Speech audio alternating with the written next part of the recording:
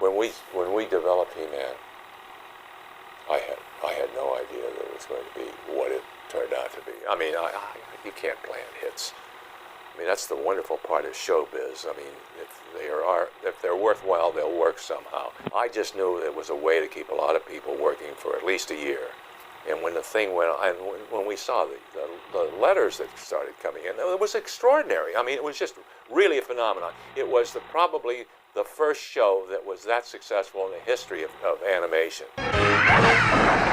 From 1965 to 1988, American animation studio Filmation developed and created dozens of popular television series and several feature films. Many of them featured larger-than-life licensed heroes, such as Superman, Batman, Captain Marvel, Tarzan, Zorro, or the cast of Star Trek. But one hero would rule the airwaves and carve out a place in television history. Join us now to explore the secret origins of He-Man and the Masters of the Universe. In the wake of the success of science fiction films such as the Star Wars and various superhero films and television series, the sword and sorcery milieu was about to be invigorated. I guess Tom Kalinske called me. He was president of Mattel at the time. And he said they had this character called He-Man. He said, would you be interested? I assumed it was going to be for Saturday morning because it was the only way you could get something done was go to the network, try to sell a show. If they bought the show, they usually paid you almost enough to do the show. And then the foreign sales would make up the difference. And so I said, yeah, I'd like to do it. And I knew that we weren't going to be very busy. And I also knew that I was really getting to the place where it was so difficult to sell a network show and so unrewarding creatively that there had to be something else that would be done that could help the industry stay awake during those periods. After approaching ABC, CBS, and NBC in early 1982 and being turned down, Scheimer hatched a plan to sell He-Man and the Masters of the Universe into syndication as a first-run syndicated show, airing an unprecedented 65 new episodes on weekdays. He-Man not only was the first show that was produced 65 episodes in one season, it was also the first show to go in what was called first-run syndication. And this hadn't really been done before for cartoons, and it really created a new business, a whole new business model that frankly ended up evolving into the Nicks and the Disney channels and the Cartoon Networks that dominate children's television today. Prior to He-Man, there really wasn't original production that was made to be aired 5 days a week. It was only made for Saturday morning. So He-Man was breakthrough, not only in terms of its content, and not only in terms of the number of shows that were produced, but in terms of how those shows were broadcast. 65 allowed the stations to have 4 runs a year. And it was on a daily basis that they only had to show the show once every 3 months or something like that. And it was a number that allowed them to have a rotation in the shows that was not overwhelming. He knew what reruns were and what they meant to the company, and no one had really pioneered making brand new syndicated shows, which were in essence brand new reruns. You know, I mean, obviously everything's planned to make money in reruns, but Lou planned to create a new dynasty for Filmation, and he stuck out his territory in working with the smaller networks, the small independent stations all across the country. To sell the series to the independently owned television syndication market, Lou and Westinghouse executives went to a convention called NATPE, the National Association for Television Production Executives, in July 1982. They brought with them development materials from the show and ran into the man who was the star of the just-released feature film, Conan the Barbarian. We had all of our drawings, we had some storyboards there, and it was interesting. People came up and they saw these drawings, they liked this characters, and we talked about the fact that we're going to do them with pro-social values built into the show. And I look up at one guy, and he was looking at some of the drawings. I said, "That's Arnold Schwarzenegger." Yeah. It was funny. And he was looking at these drawings and, and he was, you could tell he was ticked off. Little did we know he'd be our governor. Yeah, that's right. I wasn't calling him High Gov in those days. I got involved with He-Man because there were 5 directors at that time. And Lou came to me, Lou Scheimer, and said that they had to have a really quick, like 3 minutes of full animation to present to a trade show to sell the series. So we were in the middle of production on our other shows at the time, so Lou said, "You're going to do this after hours." So I pulled in a couple Disney animators and had some of my own crew working after hours, and I literally stayed every night and it was just not even a complete scene, just a series of drawings going from my desk right to the assistants, just kind of keep the stuff rolling because we were really up against a really tight schedule. And we did it. They took it to the trade show and it sold the series. While the series was being sold into syndication, work had already begun in earnest on the series itself. But even as the Filmation crew prepared the world of Eternia to be unveiled to kids everywhere, Lou Scheimer was faced with some real-world concerns in the form of protests. This was coming off of the 70s, which was the most regulated era of children's television, where no violence was allowed, and this was all the result of Action for Children's Television, otherwise known as ACT. And what had happened in the 70s was all of violence and adventure and everything was basically just knocked out of children's television, and it became very pat, very puerile. There was no Johnny Quest, there was no superheroes really to speak of. I mean, it was basically the era of Scooby-Doo. And Scooby-Doo sort of came out of the fact that they couldn't do anything else with action. That was one of the funniest things about this show is before it even got on the air, they were up in arms about how violent it was going to be. And I remember just being so frustrated because nobody had seen a frame of film. He-Man was a real lightning rod in its time for the kinds of critics that paid no attention to the content of the show. Because I think if you saw the content of He-Man, you would be, I think there's not a lot to complain about in terms of violence and lessons and messages it's giving. My Lasertron will stop you, He-Man. Let me give you a hand. He-Man obviously was primarily an action show, but I think what differentiated it from others of its genre and why it has resonated for so long and so deeply is it was about family. It was about a family of characters that really cared about each other, and it had a moral tone. It had a lesson and a message that underlied all the action, and it also had comedy, and so you know, every episode had an action goal and a conflict that resulted in action, but there was always far more going on beneath the surface. Arthur was very, very concerned always about story and character development and doing nothing that would harm our young audience, the children. He always wanted to make sure that everything was positive and pro-social values and nothing that children could imitate. He was always very concerned about that. Very, very responsible. And in fact, we hired Don Roberts as a consultant to go over every story and make sure that there was nothing detrimental to children, everything had a pro-social value to it.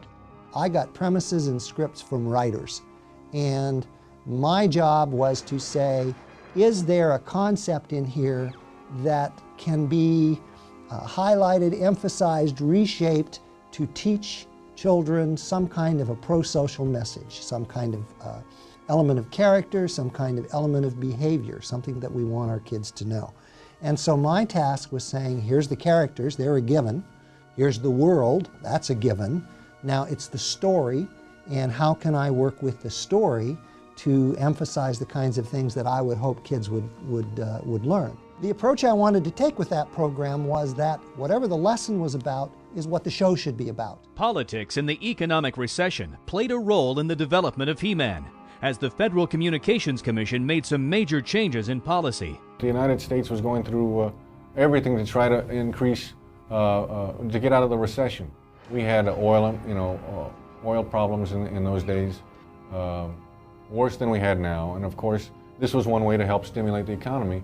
So they thought that if they relaxed the FCC rules, they would be able to generate more income from the private sector. Relaxing the FCC rules allowed manufacturers to make their own programming, again, which they hadn't done since the early 60s when they used to fully own a whole television show. Even as Lou Scheimer was working out business deals and battling controversy, Arthur Nadell and Hal Sutherland were working with the writers and animators to explore the vast and varied world of Eternia. Interestingly enough, there was some confusion about the phrase Masters of the Universe. And I don't think Mattel or Filmation ever really was completely clear on who was being referred to in that phrase, whether it was the villains, whether it was the good guys, or whether it was both together. And I suspect there was probably some sort of shift or revision on that thinking, because my first script referred to the villains as the Masters of the Universe, and subsequent scripts referred to the heroes. But in my personal mind, as I think of it this day, they're all the Masters of the Universe. There's the good Masters versus the evil Masters. Together we defend Castle Grayskull from the evil Masters of the Universe. I remember going down to Hawthorne, to the Mattel offices, with a group of writers and producers for the show to see the He-Man dolls for the very first time. And we were taken into a room there, and the whole product line was showed to us, along with a lot of development artwork.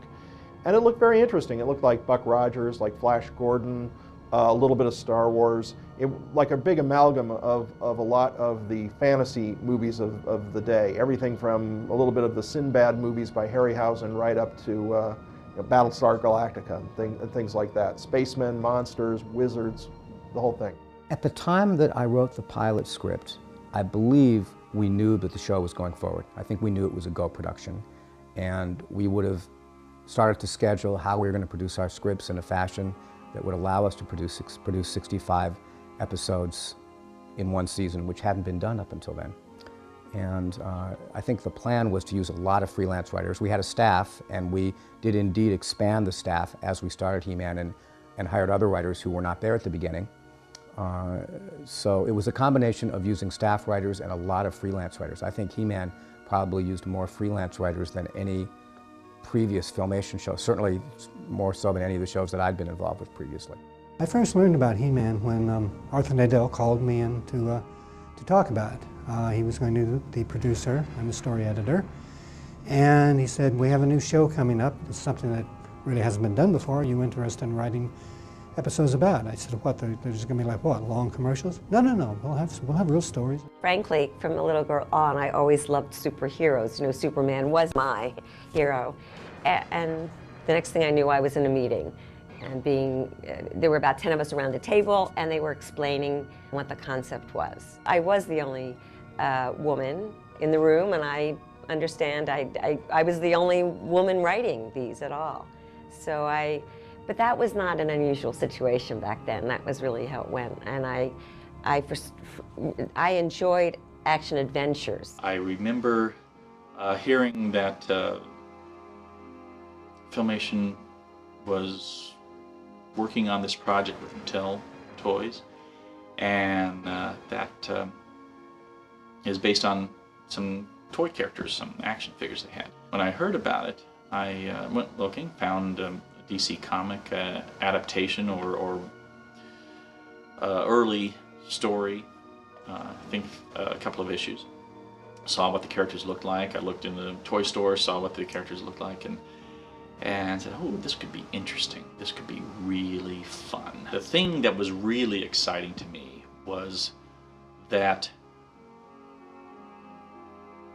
we were creating something absolutely new and different, and in a format that was new and different. One of the main things we were faced with in this project, once I had agreed to stay there to get the series rolling, was building the stock library that we had had before in our history.